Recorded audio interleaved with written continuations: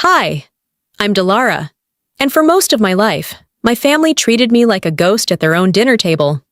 No matter what I achieved, it was never enough to earn a seat that mattered. At my sister's engagement party, I was seated next to the restroom again. But then, her fiancé pulled out his phone, Googled my name, and everything unraveled. What happens when the family that silenced you is forced to hear your truth, publicly? And what if they still pretend they never knew? The backyard looked like it had been lifted straight out of a magazine. Every tablecloth was perfectly pressed, candles flickered in little glass jars, and the flowers, white roses and baby's breath, were arranged like they had an audience to impress. I stepped onto the patio, heels hitting the concrete softly, eyes sweeping over the scene. This was Vera's big night, after all, her engagement party with Alaric. Of course it was perfect. She'd never accept anything less. A server smiled and gestured toward the seating chart.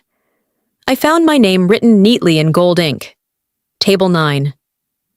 I followed the winding path around the central tables, past the ones with place cards for Mom and Dad, the Clarks, Vera's bridesmaids, and there, tucked right by the bathroom, near a serving station, was mine. Table 9. 2 folding chairs, one centerpiece wilted under the sun, and a direct view of the caterer's staging area. I took a breath and smiled like it didn't matter, because it wasn't new. Lenora, my mother, had looked up briefly when I arrived, waving distractedly before refocusing her attention on Vera. She was holding court with her friends, their laughter high-pitched and precise, like everything else she curated. I sat down and adjusted my dress, pretending the smell of antiseptic wafting from the restroom wasn't bothering me. Someone passed behind me, said, "Oh, this must be overflow seating." I pretended not to hear it. Across the yard, Vera was glowing in that way she always did when everyone was watching her. The center of attention, the perfect daughter, her hair curled just enough to look effortless. Her dress pressed just enough to look casual. Every movement she made seemed choreographed for admiration, and she was good at it. I had to give her that. A woman in a lavender blouse sat next to me, smiling politely. "You must be Vera's sister." "I am," I said, offering a smile. "Oh, so what do you do?" Her tone was friendly, curious. Before I could speak, Vera's voice cut in. "She handles emails and stuff," she called out across the patio, a glint in her eye. "Admin things. She's always been great at organizing folders." Laughter rippled through the nearby tables. Light, dismissive. I clenched my teeth behind a smile, nodding. The woman looked at me with a little too much sympathy. "That's important work too," she offered. I wanted to say, "I run a firm with assets that could buy this entire neighborhood," but I didn't, because the truth wasn't welcome here. Only Vera's version of it. When the wine was poured, I sipped slowly. I'd learned a long time ago that pushing back in moments like this didn't earn respect. It earned exile. So I stayed quiet. I always had. That was the role carved out for me early. The quieter one. The reasonable one. The one who didn't make things uncomfortable. I watched Alaric from afar, standing near the fireplace with Vera's father and some of his colleagues. He wasn't laughing. He was scanning the crowd slowly, eyes lingering just a beat longer on me. He didn't say anything, but I saw it. That slight squint. That tiny crease between his brows. He noticed. At least someone did. "Such a sweet gesture to come all the way here," an aunt whispered, leaning over as she passed me on her way back from the buffet. "Especially when it's not really your circle." I nodded and kept smiling. Later, when I offered to help clear some dishes, Vera waved me off like I was embarrassing her. "No need," she said, glancing toward the guests. "You're not staff." So I sat back down at table 9, alone. Again. And that's when it happened. Something shifted. Not in the air, not in the people, but inside me. I felt it like a thread pulling taut across my chest. The way Alaric looked at me, the way Vera snapped back into performance mode as soon as eyes were on her, the way no one, not one person, questioned why I was seated near a toilet while Vera's college roommate got a seat beside the bride's mother. It wasn't new, but it wasn't invisible anymore. I picked up my glass and stared across the table, letting the hum of the party dull around me. Something in me wasn't willing to swallow it this time. I didn't know exactly what was going to happen next, but I knew it was coming. The microphone let out a soft buzz as Vera stepped up to the podium, and the crowd leaned in with wine glasses raised and anticipation painted across their faces. I stayed seated at table 9, my fingertips brushing the linen as I watched her. Lenora dabbed the corner of her eye with a handkerchief she'd probably spritzed with her favorite rose water. Alaric smiled, standing off to the side, hands folded politely, pride stitched into every line of his jaw. I didn't expect to be acknowledged, not really. But a small part of me, naive, stubborn, still listened closely. Tonight wouldn't have been possible without the incredible support of our parents, Vera began, her voice ringing like she'd rehearsed every vowel. Lenora and Calvin, your generosity made this entire evening come to life. The applause came fast. Cameras flashed. Someone whistled. I blinked. It was subtle, clean, a well-practiced omission. Not a word about the invoice I paid, the floral arrangement budget I approved, the rental deposit that hit my bank account before hers. Nothing about the quiet call 2 months ago when she whispered, "I just need a little help, but let's keep it between us. Mom's already doing so much." I watched her deliver her thanks like a woman who truly believed she'd done it all alone. Or worse, believed no one would dare challenge her version of the truth. Alaric looked at me briefly, his smile faltering. There was a pause in his brow, barely perceptible, but I saw it. I tuned out the rest of the speech. The night air turned heavier, like it absorbed the weight of my silence. Around me, the guests laughed at Vera's jokes and clinked glasses when she toasted her future. I sat still, feet crossed at the ankles, hands folded neatly in my lap, remembering. I remembered the time she hosted a baby shower and asked me to create the invitations, design the logo, and then told everyone it was done by her assistant. I remembered when I helped her land her first consulting client by reworking her pitch deck, and she introduced me at brunch as my little sister who loves spreadsheets. But this? This was different. This was a stage, a microphone, an audience, and a choice. She could have said one sentence, even a vague, "And to those who helped in quiet ways, thank you." But she didn't. Not because she forgot, because it wasn't convenient. Applause brought me back. I clapped. Lightly, mechanical.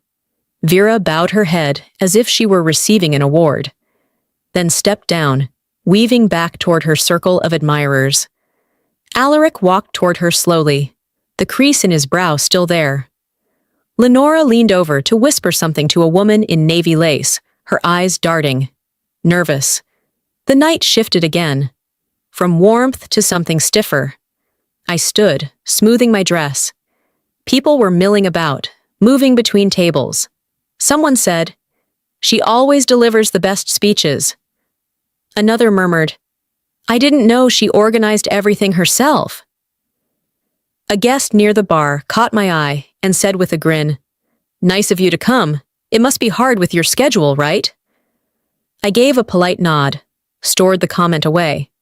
Then I caught Alaric watching me again, not staring, just registering. As I cleared my plate, he stepped beside me and spoke low enough that only I could hear. "You do work in investments, right?" The question felt casual, but the timing wasn't. "I do," I said simply. He nodded once. "Finance?" "Yes. Venture capital." He paused. That tiny crease again. He said, pulling his phone out slowly. "What's the name of your firm?" I told him. His thumbs moved quickly. The glow of the screen lit up his face. He didn't say a word, just stared at his screen like he'd just uncovered a lie. Alaric didn't speak. He just held out his phone, his eyes flicking from the screen to me, then back again. I knew what he was looking at before I saw it. The headline sat right above my photo. "Under 40 female founders to watch." I didn't flinch. "Yeah," I said quietly. "That's me." His brows furrowed. Why didn't anyone mention this?" Before I could answer, I saw Vera walking toward us, her pace too measured, her smile stretched too wide. She caught a glimpse of the screen and halted mid-step. Her face didn't fall. It shifted.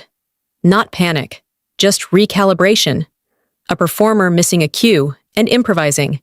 She laughed, a little too loudly. "Oh, that's old. Just a silly list." She waved it off like a napkin caught in the wind. But Alaric wasn't smiling. Before the silence could spread, Lenora clapped her hands. "Everyone, let's refresh our glasses. Dessert is almost ready." People moved like they'd been prompted, grateful for a cue to break eye contact. I remained still. Then something inside me cracked. Not violently, not with noise, but with clarity. I was 8 when I won the blue ribbon. It was for a painting of a girl riding her bike through a storm. I'd worked on it for days, hiding in the basement with my crayons and a half-empty set of watercolor tubes. My art teacher told me it was emotionally advanced. I didn't know what that meant then. I just knew it made me feel proud. I brought it home, bursting. Mom was in the kitchen talking about Vera's cheer uniform that had just arrived. Dad was at the dining table with a newspaper. "I won!" I'd shouted, holding up the painting. Mom glanced. "That's lovely, sweetheart. Did you hang your uniform yet, Vera? You have practice on Thursday, remember?" I left the painting on the counter.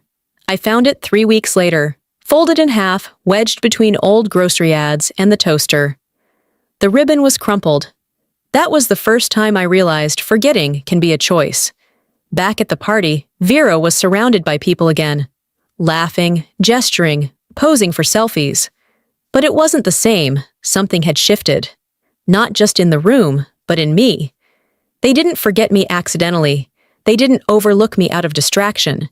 They erased me because it made their roles easier to maintain. Their version of family, of success, of Vera.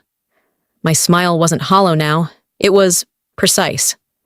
As I turned back to the table, I passed 2 guests whispering over a phone.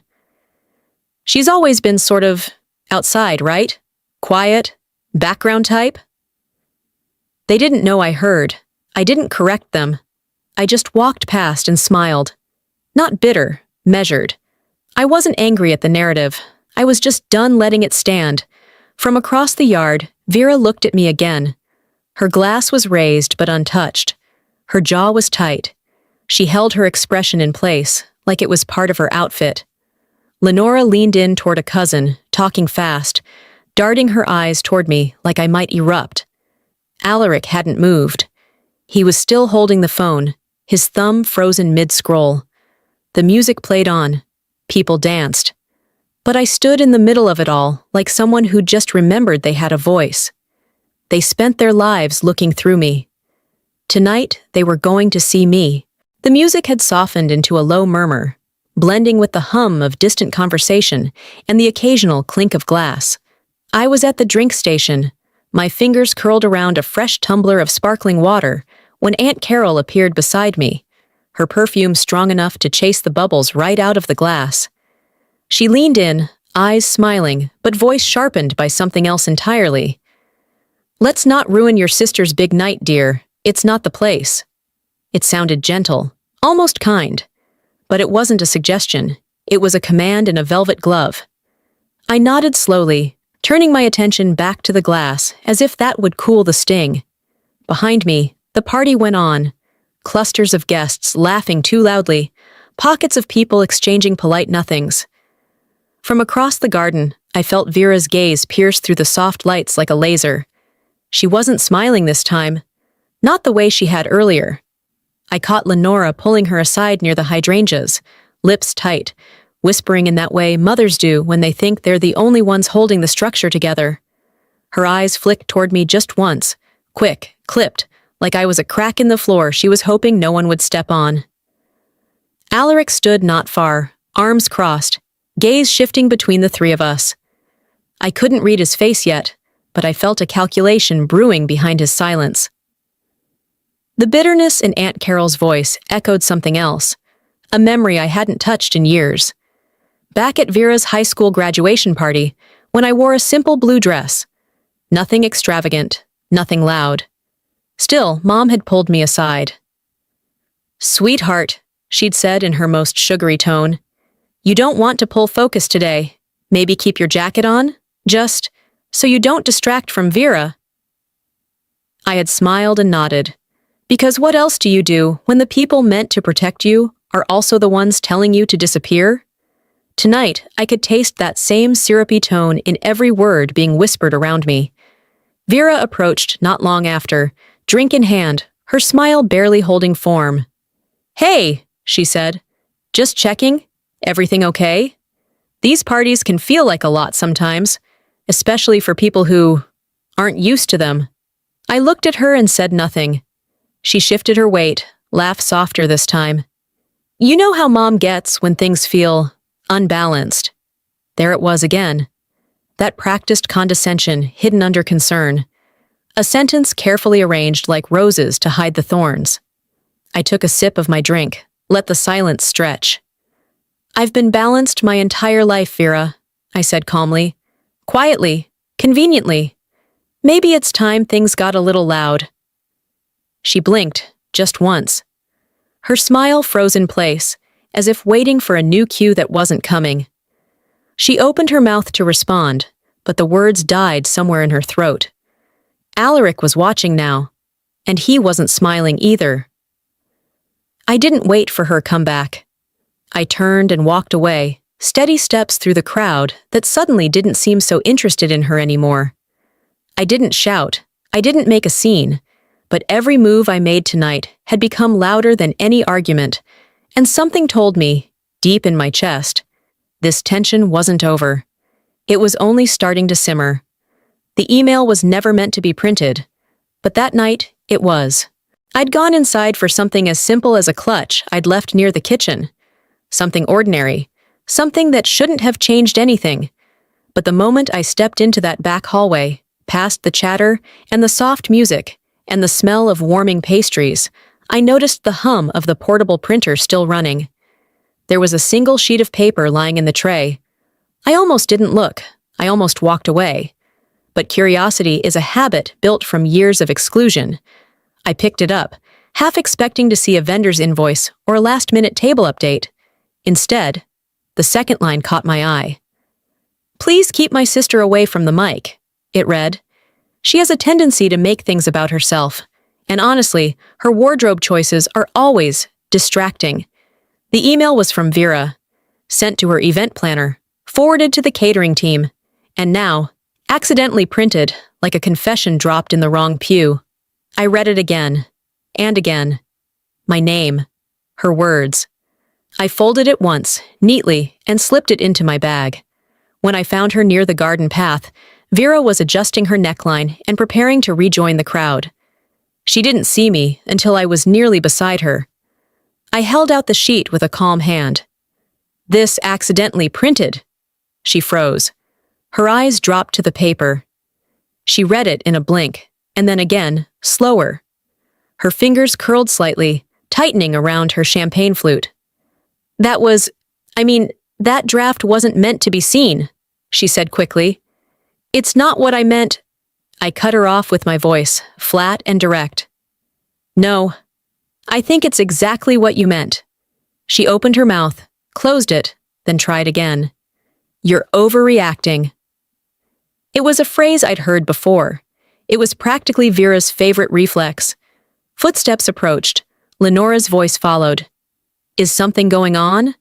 She looked at both of us, her eyes landing on the paper now in Vera's hand. She plucked it gently, read the lines, and her lips tightened. "This is clearly a misunderstanding," she said after a pause. "Everyone's under pressure. You know how these things get." "No," I said, holding my ground. "This isn't stress. This is a pattern, and it's not going to keep happening." Vera tried to interject, her tone already building to protest. I raised my hand slightly. She stopped. For once. "I won't be the punchline in a room I helped pay for," I said clearly. Vera scoffed, her voice clipped. "You're always so dramatic." No, I replied. I'm just exact. And you're not used to anyone seeing you clearly. The hallway had gone quiet. Lenora's expression flickered between control and fear. I folded the paper again and handed it to Vera.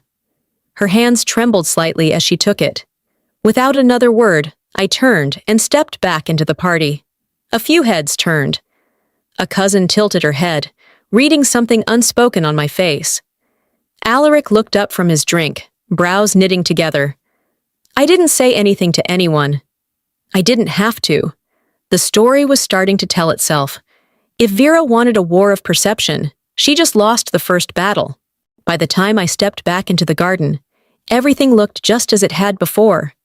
Tables lit with string lights, glasses filled, laughter circulating like perfume on the breeze. But something was different. I felt it in the way people glanced my way and quickly looked down. In the way Vera's voice climbed just a little too high, like she was trying to reclaim a stage that had quietly shifted. I didn't need a spotlight. I never did. Alaric approached me near the edge of the garden. He didn't offer a greeting or a drink. He just held out his phone. On the screen, a familiar headshot stared back at me. My professional portrait. Just above it, the headline read, "Meet the women changing venture capital before 40. "Your company.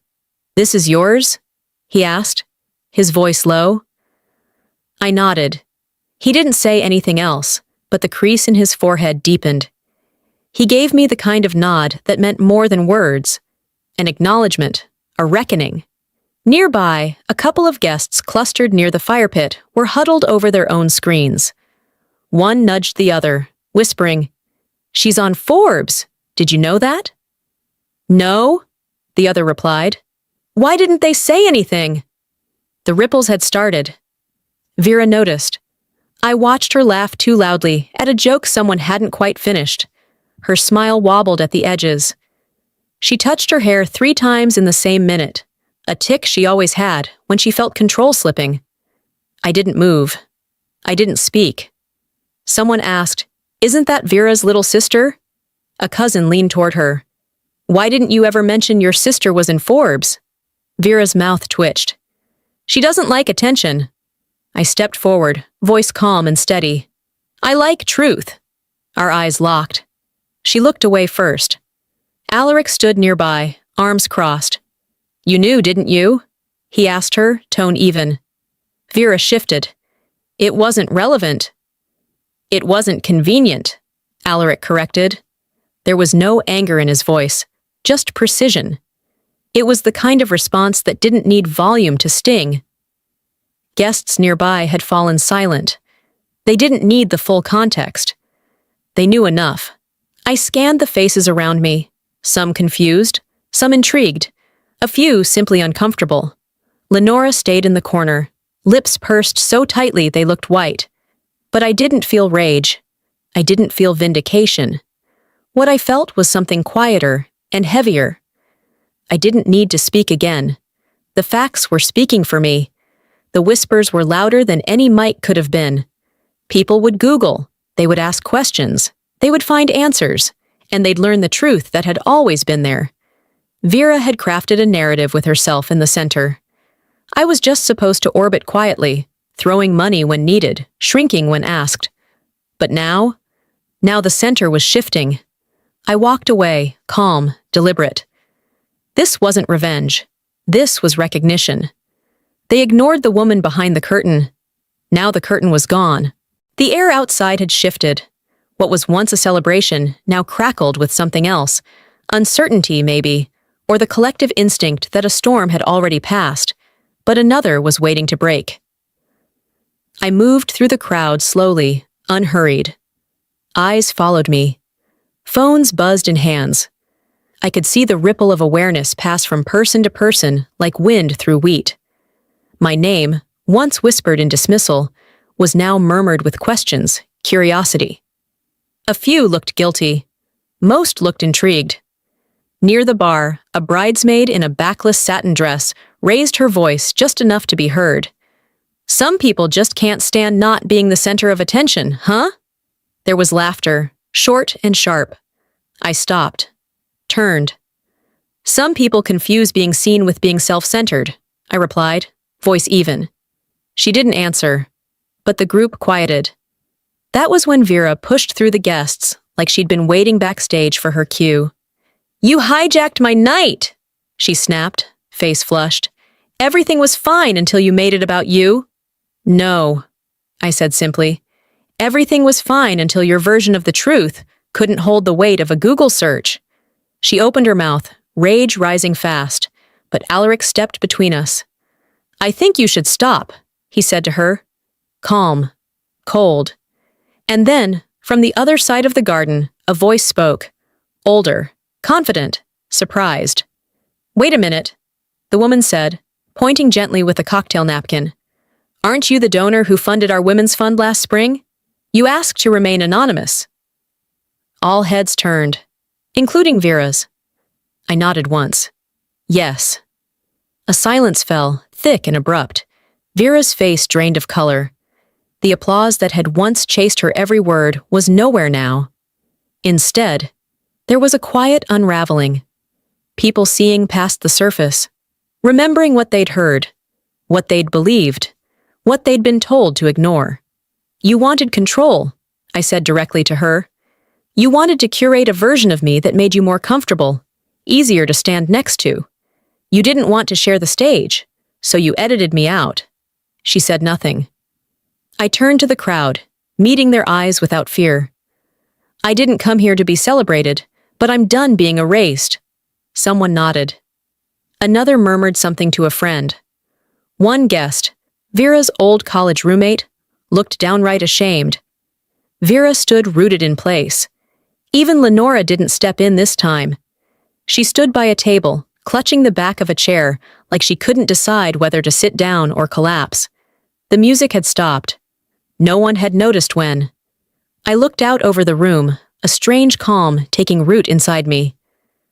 "This isn't my revenge," I said, almost to myself. "It's just my reality, finally allowed in." No one dared speak. They wanted silence. What they got was proof. I stepped forward slowly, the hem of my dress brushing over the grass that had been trampled by hours of champagne-fueled congratulations. This time, no one clapped. No one toasted. No one dared stop me. Eyes followed me. Shoulders shifted. Conversations died mid-sentence. I reached the head table, paused, and opened my clutch. Inside, 2 envelopes. One cream-colored, sealed with a wax stamp. The other, my original design. The one Vera replaced without explanation. I held the first envelope up, not like a weapon, but like a final receipt. "This," I said quietly but clearly, "is the contract that paid for tonight." I set it down in front of Vera and Lenora. The wax popped softly as I opened it. I let the papers unfold gently, as if giving them time to consider every word they had ignored. My name sat there, typed plainly. My signature at the bottom. The dollar amount circled. The date, 3 weeks before Vera even confirmed her venue. A wave of discomfort swept the table. No one said a word. Then I pulled out the second envelope. "This," I continued, "was the original invitation." I laid it next to the contract. The design was unmistakably mine, simple, elegant, bold. Underneath Vera and Alaric's names, there it was, hosted by Delara Thompson. "I was meant to be part of this," I said, voice steady. "You made me invisible. Again." I didn't need to raise my tone. The silence had already done the amplification for me. The contrast between the lies and the proof sat on linen and crystal like a courtroom exhibit. This wasn't anger. This was evidence. Someone near the back whispered, "She paid for it all?" Another guest tilted their phone to show a neighbor my Forbes feature. Screens glowed. Truth traveled. Alaric was seated at the table now, elbows on his knees, hands clasped. He looked up at me, not with shock. He'd already seen the truth, but with something else. Maybe regret, maybe apology. He nodded once. Vera's voice cracked. "You could have told them, Delara." I turned to her. "I did. With every quiet act you pretended not to see, you just never listened." Lenora's lips moved, but no sound came. She blinked slowly, gaze shifting from the envelope to her wine glass. This time, she didn't defend her daughter. She didn't defend herself. And I didn't need her to. I stepped back, not in retreat, but in finality. Each stride toward the garden edge felt like shedding a skin I didn't realize I'd been wearing my whole life. One stitched by omission, hemmed in silence, lined with tolerance. I didn't need to stay. I didn't need them to apologize. For once, I hadn't shown up just to be seen. I stood still. I spoke. I laid it all bare. And now, they would have to sit in what they'd buried me under. Freedom never felt so quiet and so deserved. The package arrived on a Thursday. No warning, no text, just a cardboard box on my doorstep with my father's handwriting on the label. For a moment, I stared at it, unsure if I should open it right away or let it sit beside the door like a question I wasn't ready to answer. Inside, nestled between tissue paper and a copy of my first book, was a note written in careful, all-caps letters. My father never did cursive. I read this twice. The first time to see what you'd written, the second time to hear you. I sat on my couch, the book in my lap, the words blurring under the weight of everything unsaid for years. I flipped through the pages. He had underlined passages, dog-eared corners. He had, in his own way, paid attention. Later that night, I called him. He picked up on the second ring. "Hi, Dad." "Hey, sweetheart." There was a pause, one of those long ones that sit between people who don't quite know where to begin, but know they have to start somewhere. "I should have known," he said softly. "I should have asked more, listened better." "You didn't know because you were always looking in the direction they pointed you," I replied. "I wasn't hiding. I just got tired of yelling into silence." He let out a breath. "Do you want to try again? I mean, start from here?" "I think I do," I said. And I meant it. In the following days, he emailed, asking if I'd be willing to sign a few more books. His co-workers had asked about me, apparently. It wasn't grand. It wasn't showy. But it was sincere. And that made it enough. From Vera, there was nothing. No apology. No message. Just a tagged photo that popped up online a week later. Her smiling in a boutique somewhere, holding a glass of wine like nothing had happened. She was still curating. She's always been the narrator, I thought, watching the screen. But I'm no longer her backdrop. I didn't feel spite. I didn't even feel angry. Just tired. And, oddly, free. My writing had changed too. When I sat back down at my desk, the words came more fluidly, not as defense mechanisms or declarations, but as quiet truths. My editor called with news. The next book's pre-orders were stronger than expected. There was a quiet satisfaction in that. Not vindication, just stability. I didn't need to prove anything anymore. I was simply writing because I had something to say. A few days later, I packaged a galley copy of the new book.